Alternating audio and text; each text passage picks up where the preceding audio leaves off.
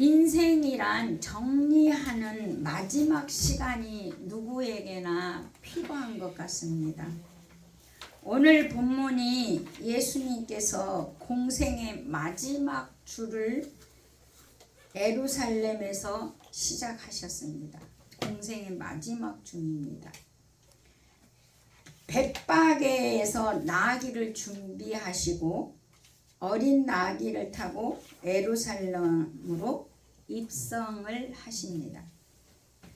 여러분, 벳바게와 베다니는요, 덜 익은 무화과 나무의 집이라는 뜻이에요. 덜 익은 무화과 나무의 집. 여러분, 딱 그 말만 들어도 좀 알겠지 않아요? 안 익은 무화과 정말 맛없어 못 먹거든요. 근데 덜 익은 무화과 나무의 집. 자, 근데 아주 가난한 동네라는 뜻이거든요. 이 뜻이 아주 가난한 동네. 그래서 베다니는요, 예수님께서요 평소에 잘 다녔던 동네입니다. 왜 그러냐면 예수님이 가장 사랑하는 나사로의 3남매가 베다니에 살고 있습니다. 그래서 예수님은 예루살렘에 가시고 사역하실 때 그 나사로 집에서 머물곤 하셨다는 게 성경에서 종종 보입니다. 오늘 본문은 예수님께서 그 예루살렘 입성을 어린 나귀를 타고 입성하는 부분인데요. 이 본문에서 참으로 순종하기 어려운 사람들과 상황들을 만나게 됩니다. 오늘 본문에서 보면, 오늘 마가복음 11장 1절에서 보면 이게 공간복음 4복음서에 이 내용은 다 들어 있습니다. 이게 이 내용이, 왜냐하면 예수님 마지막 주에 공생의 마지막 주를 예루살렘 입성이기 때문에 이게 4복음서에 다 들어 있어요. 근데 제가 마가복음을 이 마가복음에서 본문을 제가 정했습니다. 근데 이 본문 1절에 보면 감람산이라는 그 산에 예루살렘 동쪽에 있는 벳바게 그 옆에가 베다니 이렇게 돼 있어요. 감람산 그 예루살렘 옆에. 그러면 이 감람산 1절에 보니까 그 벳바게와 베다니, 그러니까 동네가 옆 동네 같이 나란히 있거든요. 근데 여기에 아주 가난한 동네에서 나귀를 준비했다는 거예요. 부자 동네에서 나귀를 준비하면 얼마나 좋겠어요. 근데 주님은 보면은요, 그리고 교회도 그렇고 건축을 해봐도 그렇고 부자가 헌금은 그렇게 많이 안 내요. 다 어려운 사람들이 헌금 많이 내서 성전도 건축하게 되더라고요. 저도 봐도. 근데 이 감람산 이 벳바게는요 아주 가난한 동네고요. 나귀 새끼 한 마리가 전 재산일 수 있는 동네예요. 이 가난한 동네에서 예수님은 이 나귀를 준비하고 계시고 있거든요. 그런데 그 나귀를 2절에 보니까 예수님께서 말씀하시기를 가서 맞은편 마을로 들어가서 아직 타보지 않는 어린 나귀 새끼를 풀어서 끌고 오라는 거예요. 여러분, 이 말도 그렇고요, 나귀도 그렇고요, 소도 그렇고요. 이게 등에다가 사람 태우고 소가 멍에를 매게 하려면은요 훈련이 필요해요. 그냥 안 돼요. 길들여야 되거든요. 근데 전혀 길들이지 않는 어린 나귀를 새끼를 예수님이 풀어 갖고 오라는 거예요. 자, 이게 지금 오늘 제자들에게 하시는 명령이에요. 이게 제자들에게 하는 명령이거든요. 자, 이 제자들은 아주 난감한 상황에 지금 있어요. 자, 왜 난감한 상황이냐? 이 동네에서 나귀 새끼가 전 재산일 수 있는 이 동네에서 그냥 갖고 오라는 거예요. 돈 주고 가서 갖고 오라 해도 지금 시원찮은 밤에 그냥 가서 나귀 갖고 오라는 거예요. 그리고 한 번도 사람을 태워본 적 없는 나귀를 또 갖고 오라는 거예요. 그럼 또 예수님 이거 안 태운 거 갖고 타갖고 넘어져갖고 또 창피당하면 어떡해. 그러니까 제자들은 지금 상황도 이 말씀의 명령에 순종하기가 매우 갈등이 되고 생각이 많을 수 있어요.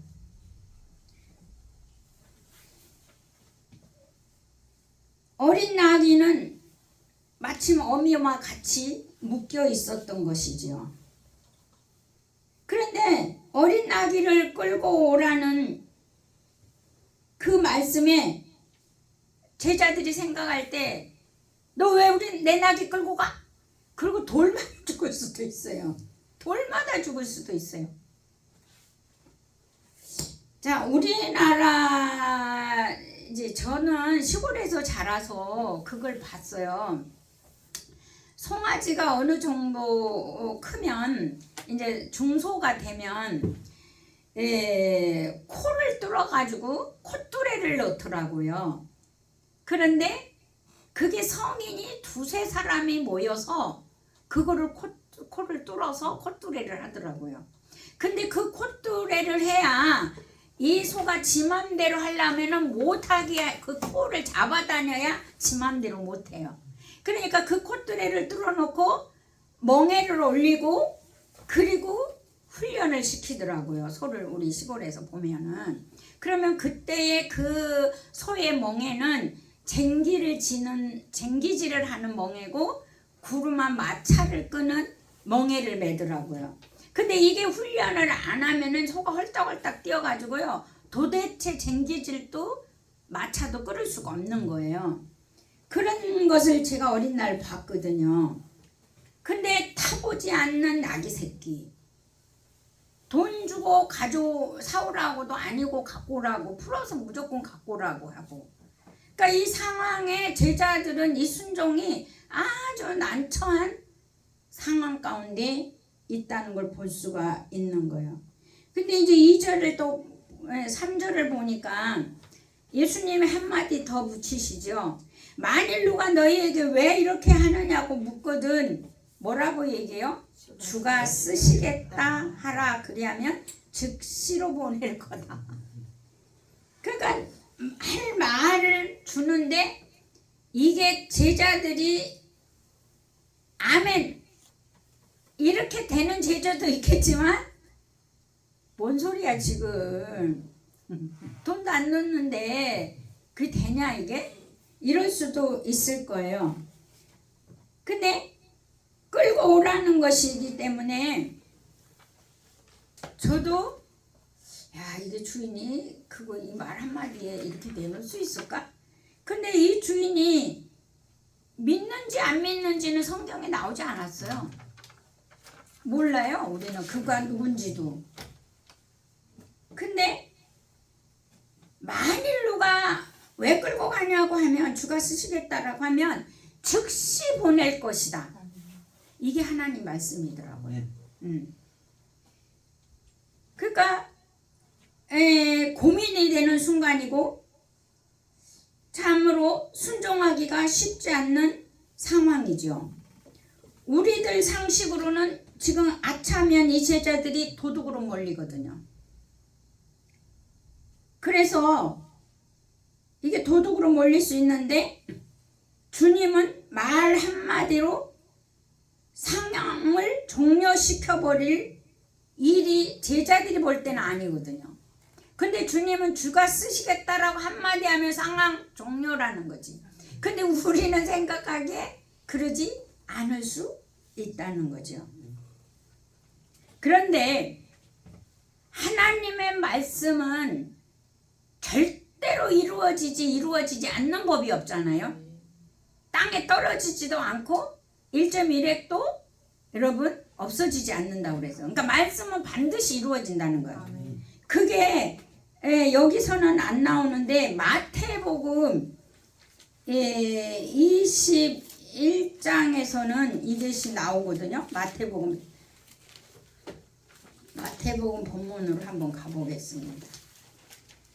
21장 4절에 보면, 자, 왜 예수님이 이 말에 마태는 이거를 보충을 설명을 해줘요. 4절, 마태복음 21장 4절, 35쪽, 신약성경 35쪽. 시작. 이는 선지자를 통하여 하신 말씀을 이루려 하심이라 일렀으되. 5절, 시온 딸에게 이르기를 내 왕이 내게 임하나니 그는 겸손하여 나귀 곧 멍에 매는 짐승의 새끼를 탔도다 하라 하였느니라. 이 애언을 이루기 위함이라는 거예요. 그러니까 주님은 주가 쓰시겠다라고 하면 이미 애언된 말씀이기 때문에 이루어진다는 거예요.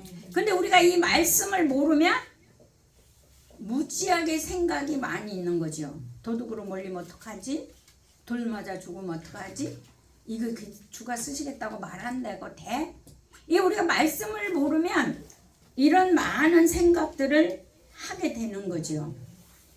그래서 여기서 보니까 시온의 딸에게 거기 보면은 그 기억자가 써져 있어요. 주석이. 그래서 이사야 62장 11절을 우리가 이렇게 한번 보면, 이사야 62장 11절.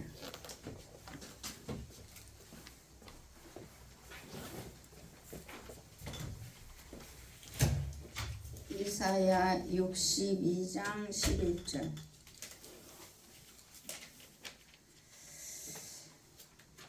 구약성경 1044쪽이에요. 구약성경 1044쪽.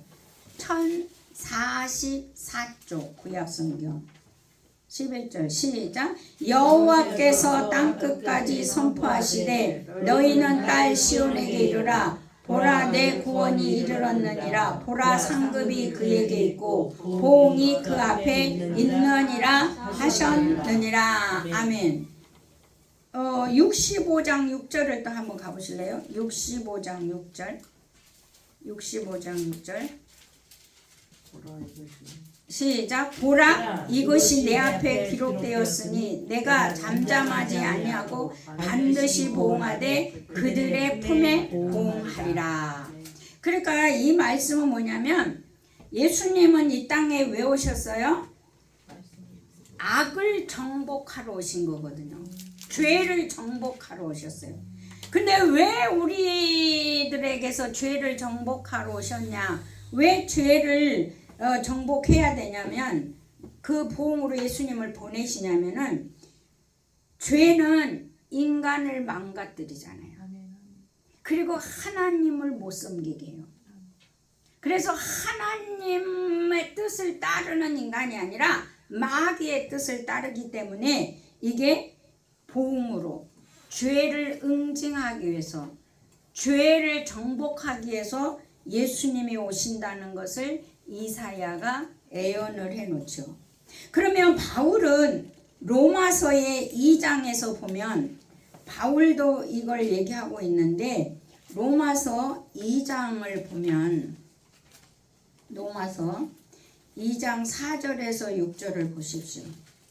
로마서 2장 4절에서 6절. 신약성경 241쪽. 신약성경 241쪽. 자, 4절에서 6절. 시작. 혹 네가 하나님의 인자하심이 너를 인도하여 회개하게 하심을 알지 못하여 그의 인자하심과 용납하심과 길이 참으심이 풍성함을 멸시하느냐? 다만 내 고집과 회개하지 아니한 마음을 따라 진노의 날 곧 하나님의 의로우신 심판이 나타나는 그날에 임할 진노를 내게 쌓느노다. 하나님께서 각 사람에게 그 행한 대로 보응하시되. 근데 여기서 보응하시되, 이거는 우리가 새로운 피조물에서는요 보응이 없습니다 라고 가르치고 있죠. 근데 새롭게 우리가 태어난 우리들은 보응은 없는 거 맞아요. 근데 뭐가 있냐면 요한일서 1장 9절에 우리가 새로운 피조물인데 범죄를 했을 경우에 새로운 피조물이 돼서 완벽한 우리가 새로운 피조물로 거듭났는데 자범죄를 지을 때는 자백을 하면 죄는 용서받아요. 근데 그 죄의 결과는 있는 거라는 거죠. 그러니까 무슨 얘기냐? 내가 누구를 때렸어. 훔쳐왔어. 그럼 내가 하나님 앞에 회개만 해. 보험 없으니까 회개만 하고 끝나요? 아니요. 갚아야 되고요. 용서를 빌어야 되고요. 화해해야 돼요. 그런 결과의 대가가 있다는 것이거든요. 그러니까 여러분, 죄는요, 이 잠언서에 보면 13장과 24장에서 보면 죄는요, 악은 죄가 따라온대요. 그리고 악은 보응이 따라오고, 근데 의는 선이 따라온다고 그래요. 이 잠언서에 보면. 그러니까 정확하게 이해를 해야 돼요. 보응 없는 건 맞아요. 근데 우리가 완벽한 새로운 피조물이 범죄했을 경우, 자범죄를 지었을 경우 회개하면 죄는 사함 받아. 그지만 대가는 있어. 내가 남의 훔친 거 어떻게 해야 돼요? 남을 때렸으면 어떻게 해야 돼요? 내가 하나님께 회개했으면 그 사람하고 또 화해를 해야 되는 거예요. 이 결과가 있다는 거예요. 이 대가가 있다는 거예요. 그러니까 우리가 정확하게 진리를 이해하셔야 돼요. 이해를 안 하면 뭐야? 보응이 있다는 거야? 여러분 이렇게 생각할 수 있어요. 분명히 저는 그러잖아요. 예수님이 십자가로 모든 걸 다 죄를 정복하셨어요. 그 말은 뭐냐면 모든 죄의 원죄가 사라져 버렸어요. 끝났어요. 무죄 선언이 됐어요.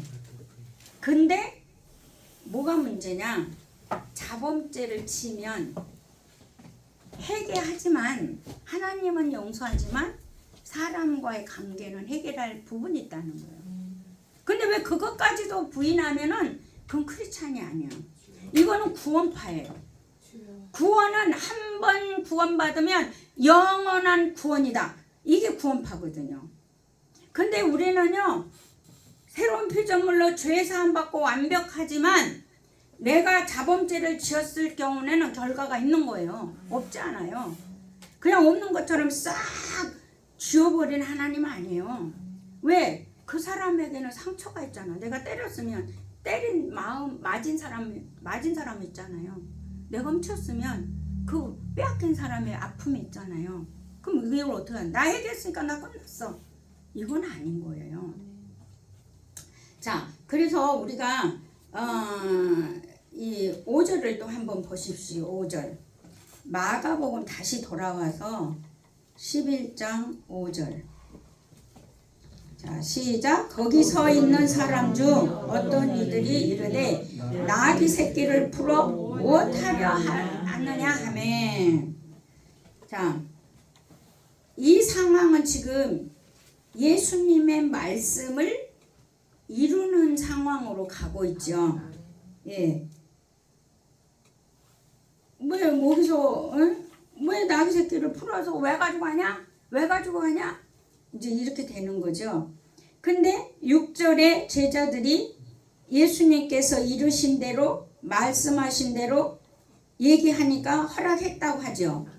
허락이 이루어지는 거예요. 그러니까 나귀의 주인이 허락하였다는 것은 이게 놀라운 주인의 믿음이에요.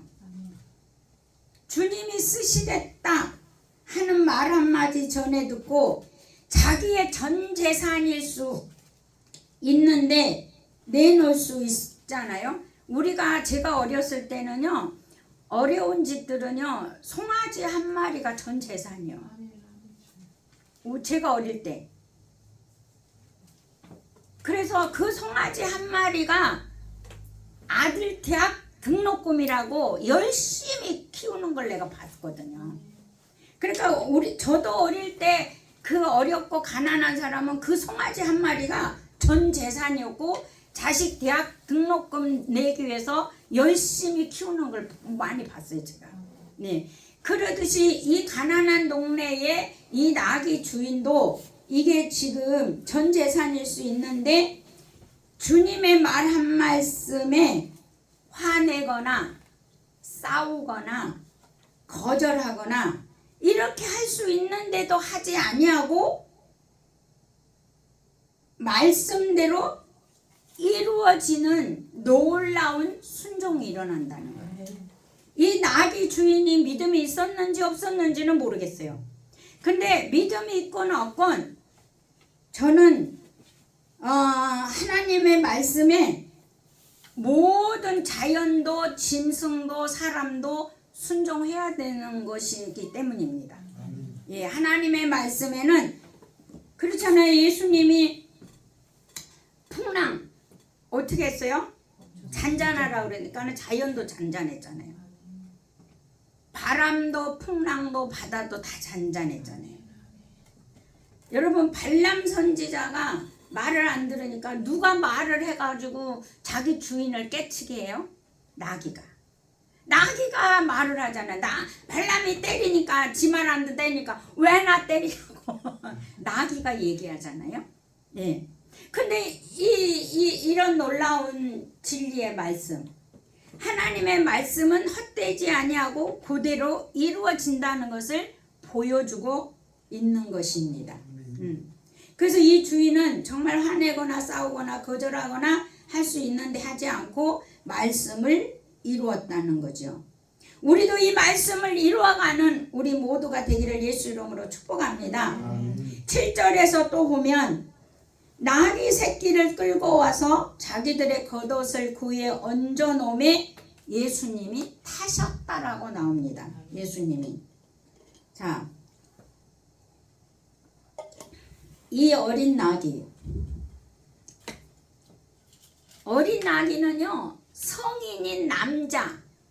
성인인 남자인 예수님을 처음으로 등에 태웠어요.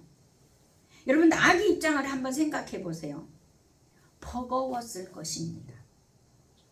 너무 힘들어서 한번 폴짝 뛰어버릴 수도 있을 거예요 아마. 맞아요?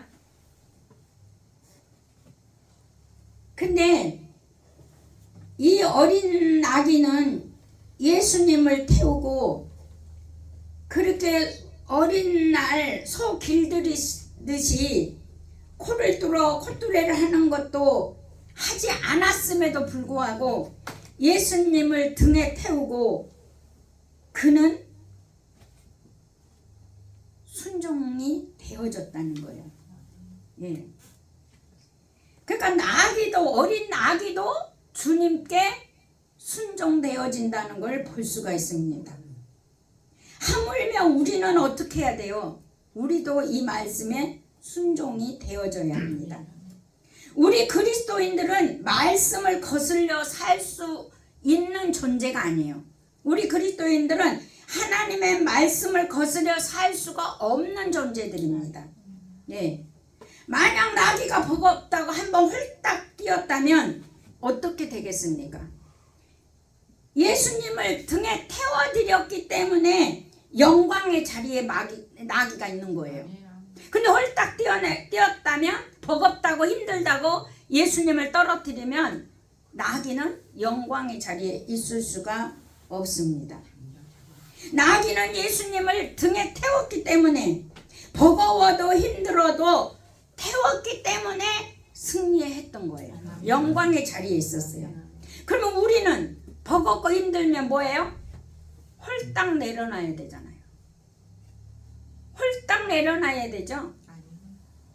아니죠. 버겁고 힘들어도 가야 되는 거예요. 세상 진리는 버겁고 힘들면 내려놓지만 하나님의 진리는 버겁고 힘들다고 내려놓으면 안 된다는 거예요. 예수님이 십자가에서 내가 버겁고 힘드니까 나 그만할래. 그리고 예수님이 거기서 십자가에서 내려왔다고 생각해 보세요. 옷 하나 시로력이 하나 못 걸치고 매달려 있는 자기의 그 수치가 너무 수치스러워서. 여러분 예수님의 그 사진은 그 부끄러워서 가려놓은 것 뿐인데요. 진짜 십자가 사건은요. 옷 홀라당 벗겨서 매달아 놨어요. 그러니까 이 부끄러움 때문에 내가 내려온다. 아니요. 내려오면 안 되는 거예요. 그러면 우리 인류의 죄를 이룰 수가 없는 거예요.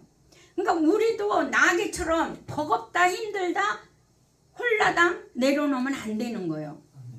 죽기까지라 그러잖아. 너를 부인하고 나를 따르라면 너를 부인하고 죽기까지 따르는 거예요. 그래서 죽어서 없어질 때까지 따르는 거잖아요. 우리가. 그게 갈라디아서 2장 20절 말씀이시잖아요. 네. 그래서 이 나귀, 제가 초신앙 때 이 나귀를 생각할 때 너무너무 은혜를 저 혼자 스스로 받았던 적이 있어요. 자, 8절에 보니까 이 나귀가 착각을 하면 안 되는 게 뭐냐면 많은 사람들이 막 자기 겉옷을 나귀가 걸어가는 길에 겉옷을 깔아줘요. 그리고 막 손을 흔들며 호산나 다윗의 자손 막 이러면서 나뭇가지를 밑에다 놓고 막 그 옷을 깔아주고 그러니까 나귀가 여러분 착각할 수 있어요 없어요? 우와 나 환영하네. 이게 착각하면 안 되죠. 그러면 영광의 자리에서 끝나버리죠. 근데 이 호산나 그러면서 옷을 깔아주고 이럴 때 그 나귀는 예수님을 등에 태웠기에 영광의 자리에 있는 거죠 우리가. 근데 여기서 나뭇가지를 깔아주었다고 나와요. 이 8절에 보면 여러분 이 나뭇가지는 무엇을 얘기하냐면요. 성경에 그 원문을 찾아 들어가 보면 이 나뭇가지가 바로 대추 야자 열매 나무예요. 대추 야자 열매 나무는요. 우리나라 대추보다 좀 큰데요. 어마어마하게 열매가 맺었어요. 그러니까 그 나귀가 가는 길에 대추 야자 열매 나무를 꺾어서 열매를 꺾어서 거기에요 깔았다는 거예요. 그러면 이걸 영적으로 의미하면은 우리가 십자가의 길을 가고 내가 고난의 길을 가는 거는요 바로 열매의 길이라는 거예요. 주님이 예루살렘에 입성하실 때 그 앞에 겉옷을 사람들이 겉옷을 깔고 나귀가 예수님 등에 태우고 그리고 그 나뭇가지 야자 열매 나뭇가지를 거기다가 그 열매들을 깔고 그러니까 이 십자가의 길은요 열매의 길이라는 것을 알려주고 있고 영광의 길이라는 걸 알려주고 있는 거예요. 예. 그러니까 얼마나 놀랍습니까? 그러니까 그냥 나뭇가지가 아닌 거죠. 우리가 그러니까 성경은 이게 설교를 들어야 되는 거예요. 우리가 주석을 일일이 다 볼 수가 없는 거잖아요. 그래서 이게 영적 의미로는 우리가 주님과 함께 십자가 지러 가는 길은 열매, 영광의 길이요. 열매가 있는 그 열매도 그 야자 열매가요 아주 달콤해요. 그래서 아주 달콤하고 많은 열매를 상징하고 있지요. 그래서 이 9절 10절을 마가복음에서 보지 말고 누가복음과 요한복음에서 보면은요 더 은혜가 있더라고요. 여러분 그 누가복음 19장을 한번 보십시오. 누가복음 19장 36절에서 40절을 보시면 누가복음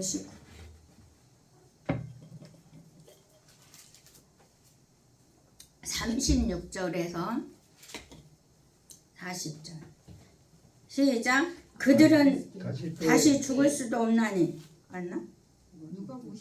19장 제가 잘못했어요. 19장 36절 19장 36절 시작. 가실 때에 그들이 자기의 겉옷을 길에 펴더라. 이미 감람산 내리막길에 가까이 오심에 제자의 온 무리가 자기들이 본 바 모든 능한 일로 인하여 기뻐하며 큰 소리로 하나님을 찬양하여 이르되 찬송하리로다. 주의 이름으로 오시는 이여 하늘에는 영화요 가장 높은 곳에는 영광이로다. 여러분 38절 자 보세요. 그분이 주의 이름으로 오시는 것은 하늘에는 평화요 땅에는 영광. 그러니까 하늘의 영광, 하늘의 평화, 가장 높은 데서 영광. 그러니까 그것이 이 땅에도 영광이 되는 거죠. 그리고 또 보면은 37절에 보면 모든 능한 일로 인하여 기뻐하며 큰 소리로 하나님을 찬양하며 하여. 그러니까 이게 주님이 우리가 십자가 지는 길로 가는 거, 우리가 고난의 길에 있을 때는요 찬양하고 우리가 하나님의 그 이름을 부르고 하나님을 높여드리고 있을 때 우리가 승리하는 자가 되는 거죠. 예, 이거를 지금 얘기를 해주고 있고, 요한복음 12장 13절을 한번 가보세요. 요한복음 12장 13절. 제가 사복음서를 한번 다 정리를 이렇게 해봤더니 그 은혜가 다르더라고요. 12장 13절. 요한복음 12장 13절. 자, 시작. 종려나무 가지를 가지고 맞으려 나가 외치되 호산나 찬송하리로다 주의 이름으로 오시는 이 곧 이스라엘의 왕이시라. 이스라엘의 왕이라고 하는 분은 요한밖에 없었어요. 그러니까 요한은 우리 주님이 왕이시요 생명이시요 영이신 것이 정확하게 표현을 하고 있어요. 그러니까 예수님이 바로 우리의 왕이고, 여기서 종려나무는 야자 열매를 말하고 있거든요. 그러니까 이 요한이 정확하게 열매의 길이고, 예수가 오는 거는 왕의 길. 그래서 우리가 가는 길도 왕의 길인 거예요. 아멘. 네. 그래서 이제 말씀을 정리를 한번 해보겠습니다. 첫 번째, 예수님의 제자들은 순종하기가 매우 어려운 일이었으나 순종함으로 말씀을 이루었습니다. 우리도 순종함으로, 하나님의 말씀에 순종함으로 말씀을 이 땅에 이루는 자가 되기를 예수 이름으로 축복합니다. 네, 두 번째는 나귀 주인은 믿음이 있었는지 없었는지 모르지만 선뜻 자기 전 재산일 수 있는 나귀 새끼를 내주었다는 거예요. 이게 안 내줬으면 또 말씀을 이룰 수가 없어요. 우리도 주님이 달라고 할 때는 내줘야 돼요. 아멘입니까? 네. 그리고 세 번째는요, 어린 나귀 새끼는요 한 번도 사람을 등에 태워본 적 없고 훈련 받아본 적 없고 해본 적 없지만 예수님을 등에 태워 버거웠지만 이사야의 예언대로 이루었다는 거예요. 아멘입니까? 그러니까 말씀을 이룬 겁니다. 그러니까 내가 버겁고 힘든 자리에 감당하고 있는 것 자체가 뭐 하고 있는 거죠? 말씀을 이루고 있는 것입니다. 근데 내가 그걸 힘든 것부터 볼라당 벗어버리고 내가 던져버리고 내가 피해버리면 말씀을 이룰 수가 없다는 거죠. 다섯 번째는 주님이 쓰시겠다 하라 하신 주의 말씀이 오늘 말씀을 듣는 나에게, 우리 모두에게 이루어지기를 축복합니다. 지금도 주님은 우리에게 내 삶의 자리에서 이런 말씀을 하고 있는데 우리는 이거를 굳이 예면하고 있지 않는지 여러분 한번 자신을 돌아보시기를 바랍니다. 마지막, 주님이 함께하는 길은 달콤한 열매가 있다는 거예요. 야자 열매 나무 가지를 꺾었고 열매를 깔았다는 거는 그만큼 그 열매가 어마어마하다는 거예요. 여러분 그 야자 인터넷 들어가서 야자 열매, 대추 야자 열매를 인터넷 치고 들어가 보세요. 한 줄기에서 어마어마하게 달렸어요. 대추 같은 야자가. 예, 우리나라 대추보다 좀 크거든요. 그리고 주님과 함께하는 그 길은 달콤한 열매뿐만 아니라 영화와 영광이 있다는 겁니다. 그리고 왕이 가시는 길입니다. 아멘입니까? 예. 그래서 여러분 하나님의 말씀을 저와 여러분은 이루어가는 자가 되기를 예수 이름으로 축복합니다. 우리가 이 말씀을 생각하면서 한번 통성